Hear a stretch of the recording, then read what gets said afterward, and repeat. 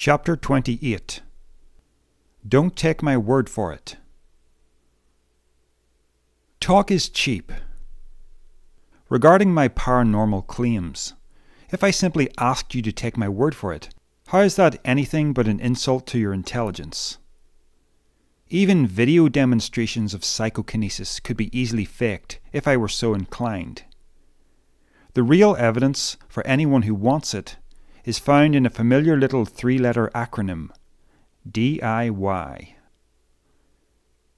When I began experimenting with PK, I thought the biggest hurdle was going to be achieving the first movement. I assumed that it would be plain sailing after that. What I didn't anticipate was that I would be able to achieve a psi effect, even develop the ability somewhat over time, but still be fairly confused about what the hell it is I'm doing that makes it work. Interested parties who write to me online often expect me to be able to give them a brief instruction set that will allow them to become an instant adept at this, as if it's merely a matter of finding a hidden switch inside your head and flipping it. The execution is not quite so easy, and there is no substitute for stubborn persistence. My approach right from the start was, however long it takes, I'm getting this thing to move. My usual method, which is probably not the only method, is to visualize as clearly as I can in my mind's eye the psi wheel spinning. I tend to picture it as a top-down view, as if I'm floating above it. While I'm doing this, I say inwardly to my unconscious, do this, do this, do this, for several seconds. Words are not important. I am vocalizing a strong intention. This can all be done with your eyes open or closed, whatever helps you concentrate. PK, in essence, is the projection of your will upon the material universe, by simply visualizing what you wish to occur with single-minded, unwavering desire. If you approach the experiment full of doubt, thinking, this is probably a load of nonsense, but I'll give it a whirl, I imagine you will get nowhere fast. If you think, I wish I could believe in this, but I just don't, that's not a genuine intention. Skepticism itself is fine, as long as it's a forward-looking skepticism that is genuinely willing to be surprised. Don't assume that any doubts you have will contribute to failure. No one's asking for blind faith, just an openness to possibility. At this stage, do not expect any movement. After a few minutes of visualization and intention, think no more about the psi wheel. What is required now is a mind that is relaxed and empty of all thought. It can be useful to focus your eyes on a spot, perhaps a blemish on the table, and keep your mind attentive to it. Or you can simply indulge in some idle daydreaming, which is a natural light trance state. You don't have to look at the psi wheel itself. Just keep it visible out of the corner of your eye so that you will notice if something happens. And if something happens, the worst action you can take is to change your state of mind in any way. It is tempting to mentally push. Don't do it. Continue to maintain an empty mind. At this point in the experiment, you are merely an observer of something that you have already unleashed. Think of the visualization stage as an archer drawing back a bowstring, while the emptying of the mind is him releasing the arrow. Whatever happens from here on is a matter for the unconscious mind to execute. The conscious mind does not do the moving. This is simply how I have discovered it to work, after a great deal of trial and error. Perhaps the normal mental chatter of our minds bombards the unconscious with too much work and it can't devote itself effectively to moving the psi wheel. For whatever reason, a relaxed and empty mind works wonders. If you find it difficult to achieve this focused inattention, again there is no better way to overcome the problem than persistent practice. You will find that it becomes easier to focus with time, just like any exercise. I say that it's the unconscious that performs PK, At the moment, I'm using the word unconscious as a catch-all term for whatever lies outside of normal conscious awareness. I don't really know what makes PK happen. I only know that it's not my conscious mind that does it. In that sense, it's unconscious. It's possible that the body possesses some kind of natural energy field that the unconscious knows how to manipulate. It's also possible that it's the infinite manipulating the physical world on my ego's behalf. I wish I knew. I only know that the effects are there, visible in the material world for all to see. Consider this. If I attempt to raise my own hand with some kind of psychic energy, it will remain still. If, however, I simply intend my hand to rise, the muscles in my arm respond and the hand rises. PK works in the same way. There is no psychic energy that you need any awareness of. There is only the will, followed by the obedience of the body. When you will your fist to clench, do you need to know anything about how consciousness interfaces with your brain, how your brain interfaces with your nerves, how your nerves interface with your muscles to generate movement? No. Everything is taken care of for you at an unconscious level. With the same understanding, when you will the psi wheel to spin, do you need to know anything about how consciousness interfaces with the brain, with the body in general, and with the immediate physical world beyond the body? No. Again, it's taken care of for you at an unconscious level. So don't make it any more complicated than it needs to be. In terms of your conscious awareness, there is only intention and result. It's understandable for a newcomer to assume they need to be instructed in some secret esoteric knowledge. The reality is you don't need to know very much at all to get this to work. And I still don't know very much about it. I am simply confronted with the remarkable reality of the results of it. One of the most notable aspects of this pursuit is the physiological sensations that occur. With a little practice, you will start to notice the synchronicity of a smoothly spinning psi wheel with a calm, clear-headed state of no mind, where all thoughts are silent and all emotions still. And conversely, you will notice a lack of success when your mind is preoccupied, frustrated, or anxious. It's rare that I'm able to move a psi wheel under a glass bowl without going deeper into no mind, into a subtly altered state of consciousness where it feels like I'm more than just my mind, as if I've become an observer of the creature that is me. You may find yourself sliding into this trance as a natural consequence of your concentration. I know of no other way to trigger it. The most uncomfortable symptom is headaches, particularly when new to this, or when resuming it after a break in training. These are noteworthy because no part of the process involves mentally straining oneself. Quite the opposite. And yet headaches happen.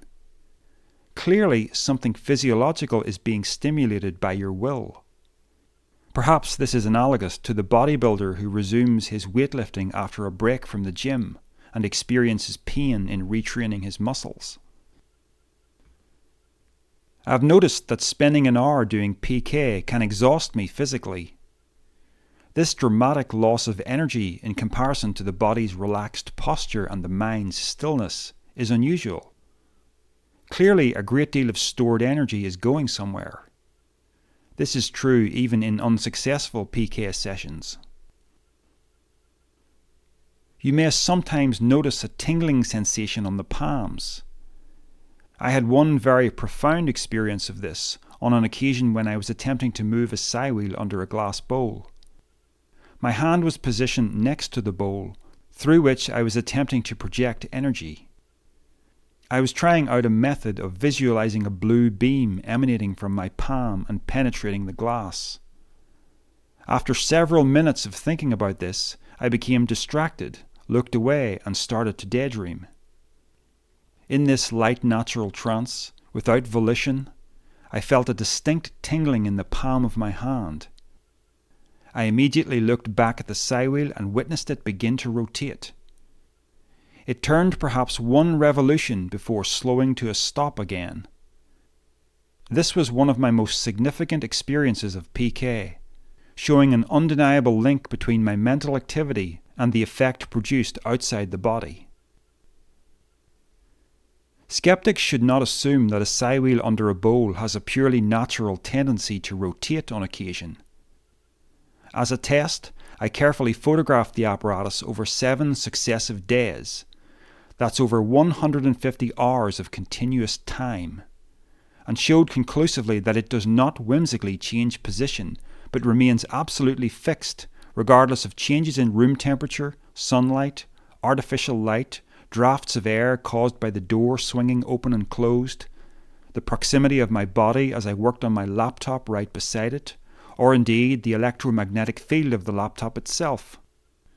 None of these factors caused the slightest movement of the Psywheel. A skeptic on the internet, in an attempt to debunk me, repeated this test for himself and curiously did obtain movement by natural causes. However, he had set up his apparatus on a black surface. This converted light into heat, generating convection within the bowl. I had not made this careless error. Another unusual sensation is a vibration inside the abdomen, around the navel area. I don't feel this during all PK training, but quite often I sense a whisper of it. Only occasionally does it vibrate with any intensity. These are the rare occasions when I am able to successfully obtain movement under a glass bowl. The navel vibration appears to be that little something extra that guarantees success. The most logical assumption I can make is that the navel is the source of energy for psi phenomena. Attempting a harder PK task would presumably require the moving of more energy, hence the intensified sensation. The accurate timing of the vibration with the PK event, again and again, rules out mere autosuggestion as the explanation for what's happening within the body. It's possibly no accident that this sensation occurs in the very area where food is converted into usable energy for the body. The key observation about all of these physiological sensations is that you don't do something to deliberately stimulate them. These mysterious things happen as a natural and quite unprovoked consequence of your intention to move the Psywheel. This would appear to be no different in principle from how brain cells, muscles, bone, and skin all marshal together to obey your will when you attempt to pick up an object in your hand, regardless of how much or little you understand about the mental and biological processes that are occurring. And so it is with PK. When I started out, I had no instruction manual and no expectations about the processes that would or would not occur in my body. This gave me an unexpected advantage when I later came to study the writings of others on the subject. When I read of identical experiences, I knew I was learning from someone legitimate. Examples are the Psion's Handbook, 2004, by Sean Connolly, and Liber Null and Psychonaut, 1987, by Peter J. Carroll. The most common question I am asked regarding PK is, what do you think about that makes the object move? The answer is, nothing. The state of no mind is something that can't be easily explained because it's not even easily understood by the practitioner either. It's a bit like a father attempting to explain balance to his young son as he takes him out for his first ever ride on a bicycle. Balance can be experienced, and the knowledge can be passed on by encouraging another to experience it, but it's hard to articulate what it is, even to oneself. I have received many emails from persons telling me they have tried my technique and discovered PK to be real. Occasionally, however, someone will explain that he has tried and nothing happens. There are a couple of reasons why this might be the case. The big one is the question of intention. Nobody said it was easy to overcome a lifetime of conditioning that's telling you it's impossible. The only way for you to overcome this is to look inside yourself and figure out what might be creating mental blocks. No one can do this but you. Secondly, it's possible there are any number of environmental factors affecting the outcome. The physical exhaustion that accompanies a lengthy PK session probably demonstrates the need for high energy reserves. Are you the sort of person who gets a good night's sleep? Do you survive from day to day on copious amounts of caffeine? How are your health and energy levels in general? These and other undetected reasons could be the cause of failure. I can only speculate, and so must you. Ultimately, I reject any notion that I've got some unique superpower, an aberration that I was born with that makes me special. If I were insecure and wanted to feed my ego, I could tell you that. But I have no reason to presume I'm any more or less special than everyone else. After all, we are all manifestations of the infinite. What I can do, anyone can do. With a little DIY, this amazing discovery is open to anyone who wants it.